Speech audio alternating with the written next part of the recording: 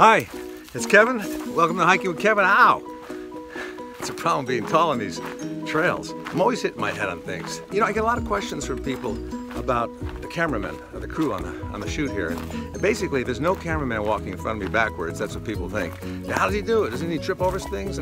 But you know, it's just a selfie stick that I have here, obviously, and I kind of hold it with my left hand.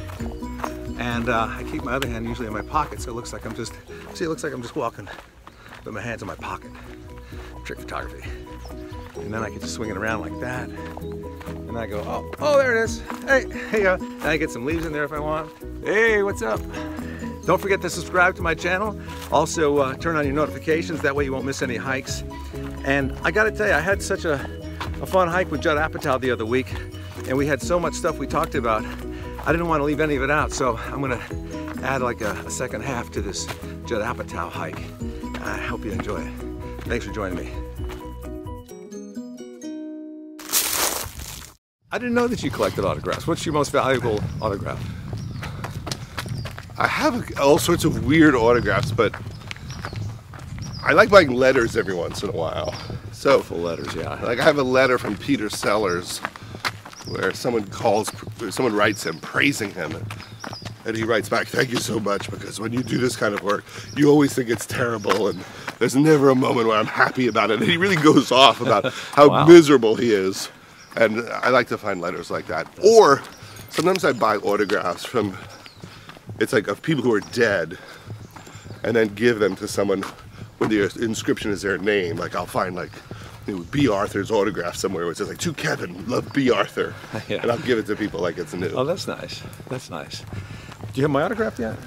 I do. Do you know? Probably a lot of them, probably many times over. Because there's a lot of fakes out there. My daughter took every movie I ever made, asked me to sign it when she was little, then put it on eBay like she was going to make a lot of money. And then we watched as no one bid on it, no matter how low it was. It was like $2. Yeah. No one bid on it. And that's when she learned how little the world cares about her dad. Do you own any camouflage clothes? There's always a moment in your life where you think, I think I could pull off some camouflage clothes. Yeah. And then for me, I realized that's one of the many things I can't pull off. I can't pull off like Eurotrash clothes. Yeah. I can't pull off nice clothes. I can't pull off like tight jeans. I can't pull off almost anything in fashion. You're similar to me where you're not fashionable. That's funny because I was just thinking the opposite. You were? Yeah, I was thinking, boy, I'm glad I'm not like that. Yeah. Where I could wear the tight jeans and, you know, look good and stuff, but that kind of squashed that. Because if a comedian or anyone in comedy is super into fashion, generally they're not funny. Yeah, they're putting too much time into their... Like, who looks fantastic and has great fashion that's riotously funny? Maybe Eddie Murphy, like in Raw, he'd go full leather suit. Yeah, but that was trying too hard, I think. Yeah, so even that was stupid. Yeah, that was stupid. It looked silly in retrospect. Yeah, yeah. I mean, we like it, but it's, you know, the act was good enough that he didn't need the red leather suit. He could have come out with like a flannel shirt and worked with us. What do you think he's thinking when he wears it? Because like, I'm a rock star. I'll tell you what he's thinking. He's thinking Richard Pryor. Yeah, but Richard Pryor, he had like the red suit. He'd wear a suit and look cool, but he didn't feel sweaty like I'm super fashionable. I mean, I respect it on one level and fear it on another. Like, if right before I tape my Netflix special, the costume person came in and said, "You know, we've decided to do a blue leather suit," and I had to wear it in the show, it would be all anyone talked about. What a terrible mistake that was. Inappropriate. And what did you wear for your special? I wore like a blue, like Punch Drunk Love suit. Oh, nice. And I tried to lose a little weight to look okay. So I stopped having sugar for a month or two. And I realized that when you don't have sugar, life is not worth living. It was the second I was done with the special, started eating furiously to gain the weight back. I think even the day before the special, I'm like, I won't be fat by tomorrow. Yeah. I started eating again. I know it. I know. It's true. I love sugar too. It's an addiction. It's like a drug. Yeah. You know, there should be like rehab for that. But it's true. You do feel like it's crack. Oh yeah, man. Yeah. Like, you know what I do sometimes? I have all these tricks where I trick myself into eating a lot. Like, I'll like we're ordering like Postmates from a restaurant, and I'll get like, like a piece of chicken and salad, and then I'll go, I wonder what their pasta's like here. I'll just get a pasta too, just to see what it tastes like, and then I eat all of both. I know. Yeah. I have like 8 tricks like that. I don't think those are tricks. They're not tricks. No. Like I have another one, which is, I'll get a pint of ice cream, and I won't tell anyone in the house that I bought it, so it's like hidden in the fridge, in the freezer, and then I'll say I'm not gonna eat the ice cream, but maybe I'll take a spoon. And I go by the freezer, and I have like 1 spoon of the ice cream, and I put the spoon in the sink. Yeah. And then every time I pass the freezer, I have 1 spoon, and by the end of the night, there's like 14 spoons in the sink. And my wife's like, "What happened last night?" And like she figured it out, like that was how many spoons I had. You're in a bathroom, right? And you sit down on the toilet, and then someone sits down next to you. Will you wait till they leave to go to the bathroom, like, or will you just go, I don't care how this all times out, how the sounds time out, because I'll wait. Yeah, I will too. I will make a few phone calls on the toilet. Check my tweets. I don't like, even though they'll never see me, I'm embarrassed. Right. I think that says everything about my personality. But it's even though the person who walks in the bathroom will never see me, I will not make a noise till they leave. What prescription drugs are you on right now? I am on, well, if I say what it is, do you think we will get one of those ads? Like, don't you feel like me and you could be in one of those ads together for a prescription? Probably. So what would you think would be the best one? Probably, Dry eye? Dry eye. Yeah, probably, no. I don't believe Jennifer Aniston has dry eye. I just don't believe it. I think someone said, "Hey, we'll give you a couple $1 million if you say you got dry eye." She's like, "I got dry eye." What makes you the most excited these days? Most excited? I'm not as excited as I used to be. I'm so dead inside. Do you feel dead inside? Yeah. Sometimes? No. You've seen a lot. You've done a lot. You've met most everybody. You've had high intensity comedy experiences. I feel like one of the things that we don't appreciate is that, if you're a football player, your whole life you just want to win the Super Bowl. And if you win it once, you'll talk about it for the rest of your life. Yeah. But when you're in comedy, it's like you're winning the Super Bowl every couple of weeks. That's true. Because every good show or every weird situation you do well in is like winning the Super Bowl. Oh, I was funny going on a talk show. Oh, I was funny at that weird event. And it feels like there's a lot of peak happy experiences. That's what I like about it. Yeah. What I'm saying is that Tom Brady is a fucking pussy. Five experiences. What's that? It's nothing. It's like, I did SNL, and I'm done with that now. I'm through with it. Everybody wants to do it. And it's like, it's like I've been with her. Yeah. I don't need to be with her anymore. How do you look back on it? Fondly. I had a good time. Because people talk about it as very stressful, but you never talk about it that way. Not really. I kind of saw it more as a marathon than a sprint. Yeah. Just wanted to be there a long time. You didn't feel the same pressure everybody felt. Not really. Hence, I didn't do that well. Do you have a sense in your head of how well you did? How do you judge it? I think if I could have done it again, I'd do a lot better. I got to a point where I was going out on stage with food in my mouth from the craft service table. I was still finishing it up and being in the sketch. That's when I knew it was time for me to leave.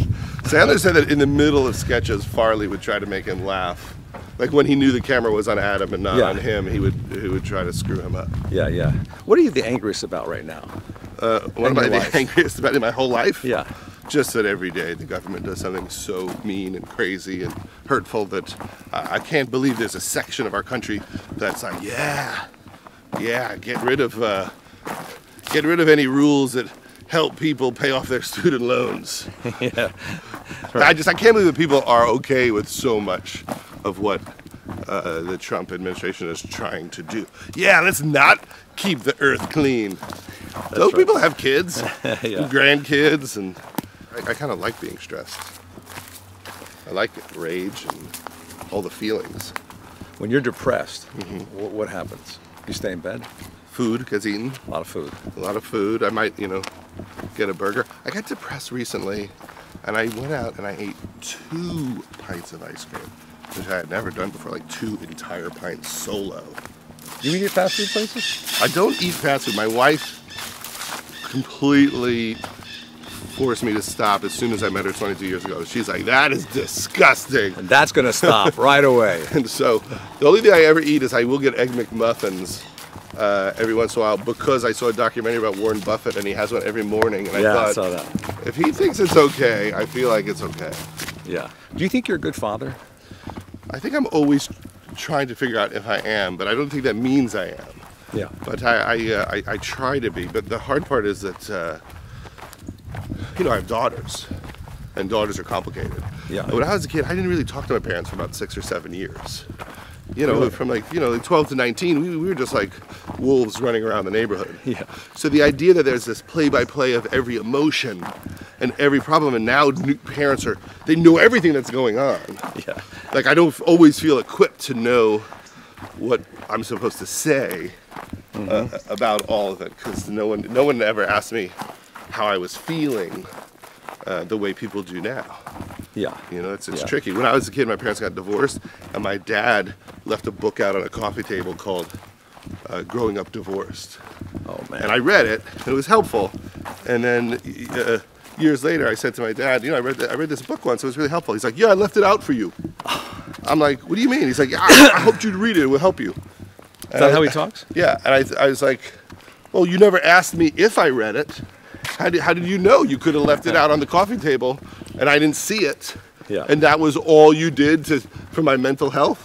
Yeah. Was hope I read a book and never follow up? Oh, man. That was parenting back then. What's it like living with 3 females? Three You have 2 women? daughters? Yes. Wife? Yes. I like it. I like that I'm forced to have feelings. Yeah. Because if it was boys in the house, I don't think I would ever express myself. I don't think I would ever talk and turn and go, how are you doing?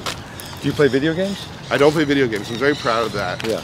That's the one thing we didn't do in the house. I've done everything wrong as a parent, except I refused to buy a video game console. Right, right. Tell me about the cable guy. I mean, originally that was for Chris Farley, right? That's right. You wrote that? I did revisions on it and produced it, Yeah. and Chris Farley was going to do it, and then I guess he wasn't available, so they offered it to Jim Carrey.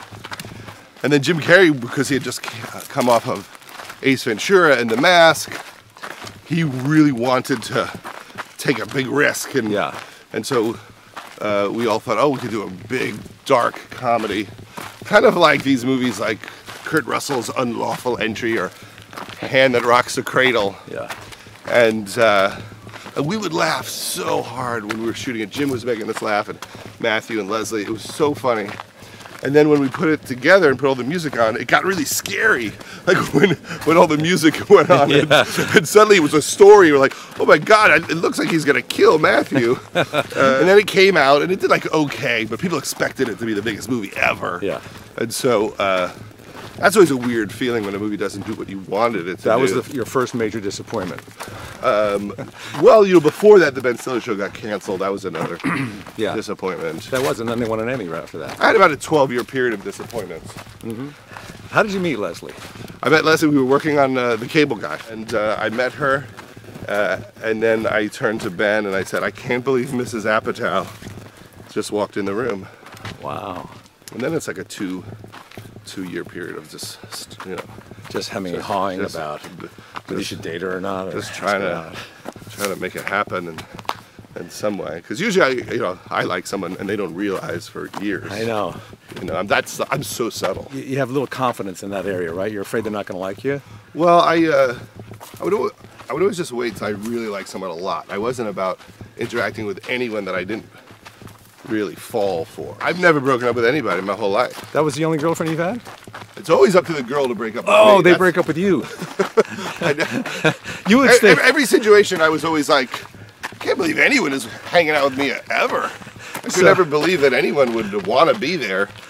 Even with Leslie, I always feel like when we go to a restaurant, I always feel like if she goes to the bathroom, I think she might climb out the window. The complete Judd Apatow. I'm glad I was able to share that second part of the conversation with you on our hike. Funny man. Don't miss his Netflix special that just came out. So funny. And here I am with a selfie stick again. Look at that from the back. Woo, bring it around front here. Yo, yo. Don't forget to subscribe to my channel, please, and turn on notifications. And we'll see you next hike.